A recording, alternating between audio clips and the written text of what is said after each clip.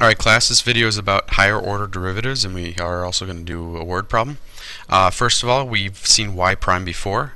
Another way to write y prime is dy dx, so change in y over change in x, and we call this the first derivative.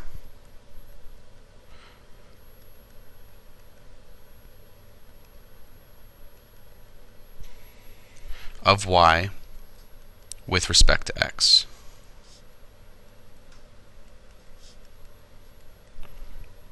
Okay, if you see a y double prime, that just means that we are taking the derivative of y prime with respect to x. Another way to write that notation is to say we're taking the derivative with respect to x of dy dx, which sometimes is written as d squared y over dx squared. Okay, that just means that we have taken the derivative twice of y with respect to x, and we call this, it's called the second derivative.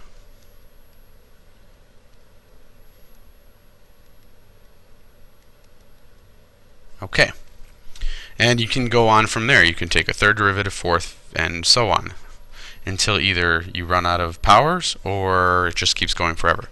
So the first question says find the first four derivatives of y equals x cubed minus 5x squared plus 2.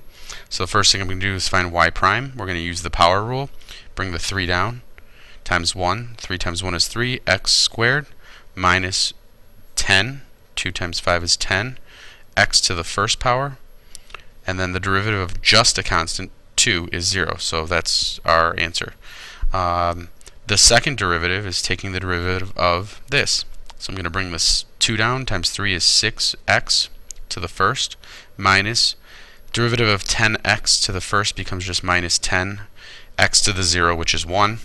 The third derivative of y is just 6. The 10 goes away, and then the fourth derivative of y is equal to 0. Okay, so that's just taking the derivative 4 times.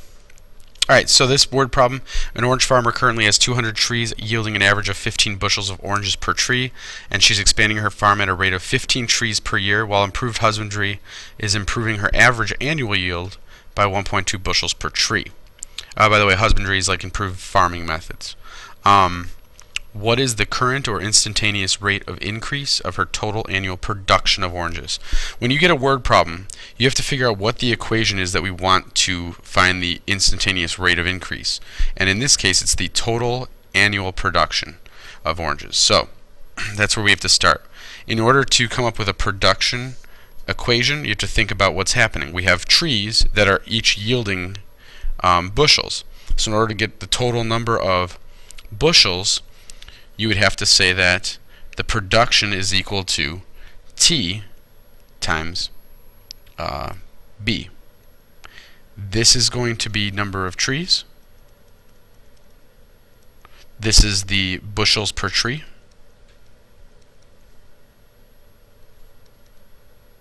And this is total production. Now, since both of these things are changing, you have to find the instantaneous rate of increase or rate of change, you have to take the derivative of this production equation.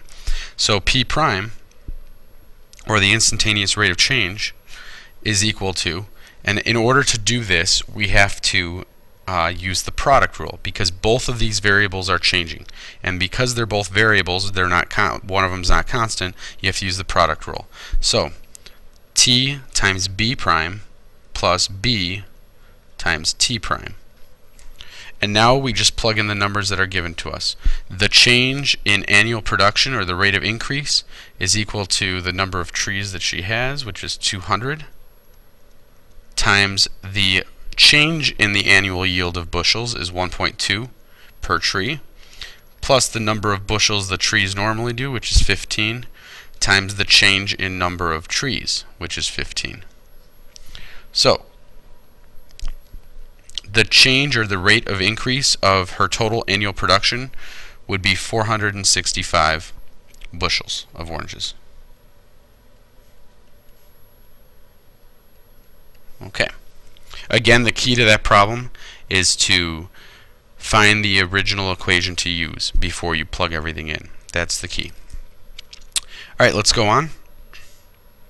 Here we have just a random equation with letters only, and I want to take the derivative of e, which is the equation itself, with respect to only b, when the other letters are all constants. So you have to imagine that all the other letters are kind of like numbers. So I'm going to rewrite this a little bit just to make it look a little bit better. First of all, there are no b's in this first piece. That's just a constant. Plus, the constants in this one are c over a times b. So it's pretty much like saying I have a 3 plus 4x. Okay? Where this would all represent a 3 and this would represent a 4 and then an x for b. So when I take the derivative with respect to b, there are no b's here. This is just a constant. So if it's just a constant, that goes to 0. And then this is saying ca times b to the first. So we're taking the derivative of b to the first, multiply the 1 times c over a, and we get c over a, b to the 0. So my final answer is just b to the 0 is 1, c over a. That is the derivative of this equation with respect to b. Okay? Again, for those problems, I would distribute or FOIL or get them into chunks like it is here. I would move the variables off to the side so you know what you're working with, and then just do power rule and you will have your answer. Okay, here I'm giving you guys what is happening at x equals 1. When x is 1, the u function is 3. The slope of the u function is -2, or the rate of change. The v function is 4, and the change in v is 1. So all we have to do is use that information to solve problems. Find the derivative of u times v at x equals 1. So this is telling us to use the product rule. So this becomes u times v prime plus v times u prime, all at 1. So when I put these values in, u is 3, v prime is 1, v is 4, u prime is -2, and I can calculate this. -8 plus 3 is -5. So the derivative of the product of those two functions is -5. Okay. The next one we have quotient rule. We have two things being divided.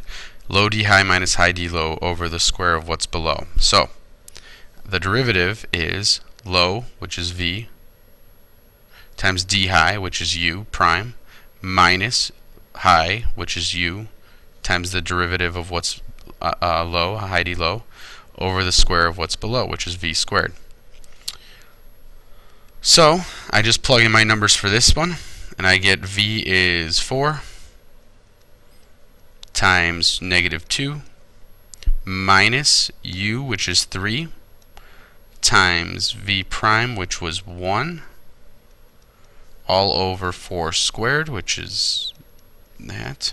-8 minus 3 is -11 over 16. Now, this one, hopefully you guys see the trick here. Remember one of the properties. With constants attached to things you're taking the derivative of, you can move the constant out for right now, take the derivative, and then multiply the constant back in. Which would then give us this. 2 times the derivative of u times v. And hopefully you guys realize you just did that problem. The derivative of u times v, if you go up to part A, was -5. So using our properties of derivatives, we could just say then that this will turn out to be -10. Now, let's say you were not sure about that and you wanted to take the derivative and you said, okay, I'm going to keep this together and I'm going to then do this. I'm going to just show you that it's the same. So I'm going to keep this 2u times v prime plus v times the derivative of 2u, which is 2u prime. So we get 2 times u, which is 3, times v prime, which is 1, plus v, which is 4, times 2 times -2.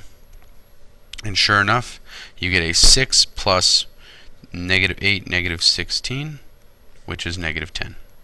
So you could do it either way, but hopefully you guys realize that that is a property and it's easier to do it that way. Alright, that is it for today.